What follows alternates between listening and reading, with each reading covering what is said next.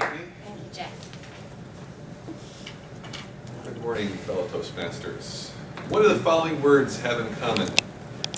Wolf, snow, worm, pink, flower, strawberry, buck, sturgeon, corn, harvest, beaver, cold, and blue.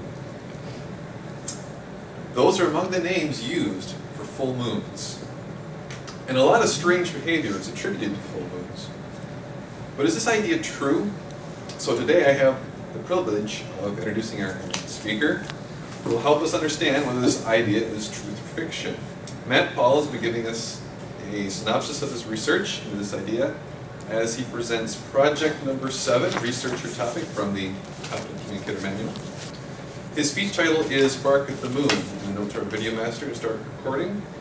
The goals of his speech are to present information gathered from specific sources and support his conclusions with facts, examples, and illustrations. Additionally, he'll be relying on his skills learned from past projects such as speech organization, effective use of gestures, and vocal variety. This is a 5 to 7 minute speech. Use the same standards for the timing lights. So please, everyone, welcome rising star Matt Pahl.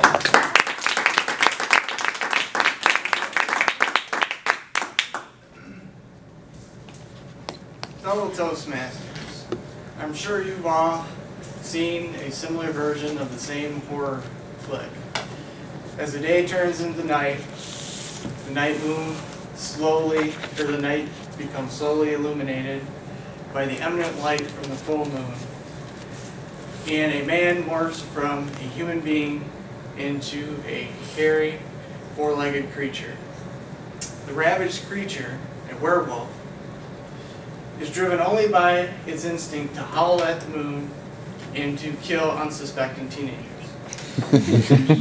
Now, as we all know, the werewolf is fictional, at least I hope everybody's aware of that. But there is a rather interesting part of the tale that lends itself to some potential credibility.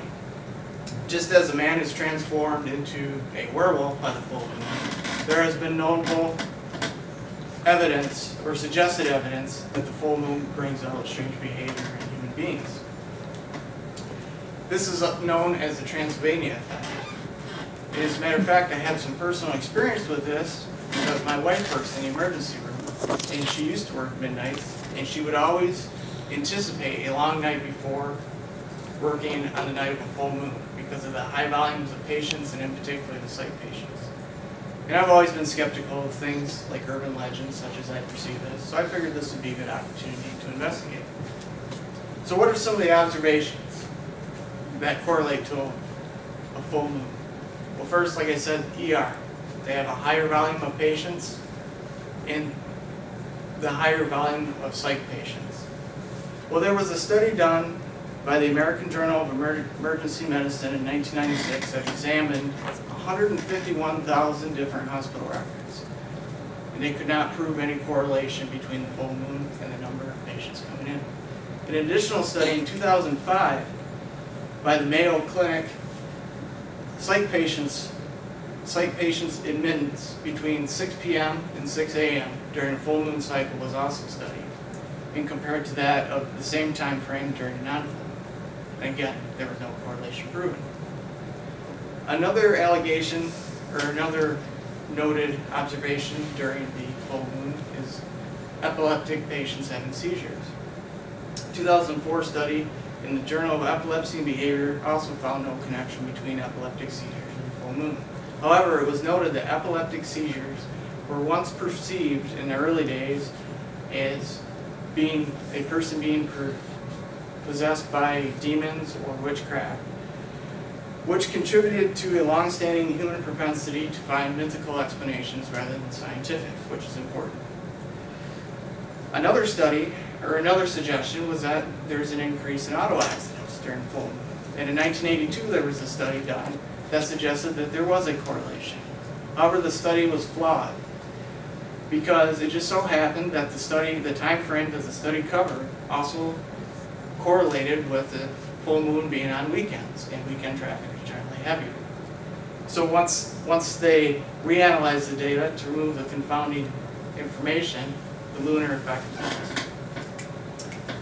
Another suspected contribution from the full moon is suicide rates. There have been many studies that have been done on suicide rates during the full moon. In a review of 11 independent studies, 10 out of the 11 suggested that there was no correlation. However, one study did find a positive correlation between suicide rates and a full moon.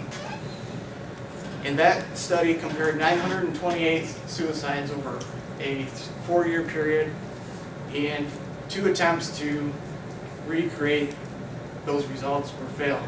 And comparatively, 186,000 suicides were studied in the U.S. over 7 years, so a larger population size. And they actually concluded from that study that the number of suicides during a full moon was slightly less, but it was less than 1%, therefore they could not tie a good correlation. So basically, inconclusive tying that to the full moon. So based on all the statistical evidence of why it's showing that the full moon doesn't have an effect on human behavior, why is it that 43% of healthcare professionals and 81% of mental health care professionals still believe this? Well, one notable explanation goes back to the history of the full moon. As noted in the 1999 Journal of Affective Disorders, that in the early days before modern lighting, there was not the lunar effect, or the full moon was a source of nocturnal illumination, which could have disrupted sleep-wake cycles, which therefore could have caused sleep deprivation enough to induce mania in bipolar patients or seizures in seizure patients. So prior to the modern science, observers would notice craziness going on during a full moon with those types of patients. Of course, they didn't know that those people had a disorder. It was, again, associated to witchcraft, as I mentioned earlier. Also, the word lunatic, which is used in modern language. The root of the word lunatic is Luna, which is the Roman goddess of the moon, and it's a synonym for crazy. So now you have the connection between crazy and the moon that carries over to today. So those through generations passed down through folklore and legend, and today many of these healthcare professionals have this in the back of their mind. So really what is happening is the belief in the Transylvanian effect is making the observers actually believe it, such as a perceived heavy number of patients in the emergency room during a full moon may be the same number during a non-full moon, but because the full moon is, they know there's a full moon, they actually believe it. In other words, expectations confirm beliefs. So after all the statistic information on the Transylvania effect, after I looked at that, I truly believe the Transylvania effect is a myth. Based on ancient roots through time and people still being superstitious, these ideas still live today. If presented with the statistical information and conclusions that I presented to you, I believe that any health professionals that still believe in this effect could be considered loony. As for Hollywood, I'm sure the werewolf is a long way from retirement. And besides, I don't know how much fun Hollywood would be if they were supposed to be factual.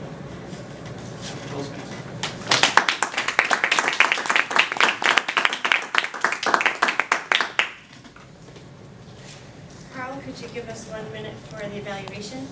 I can do that.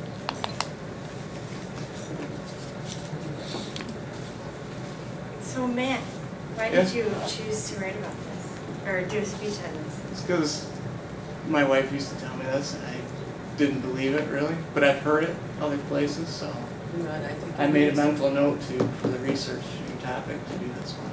So. I think it's because we know it's a full moon and we give ourselves permission to be naughty.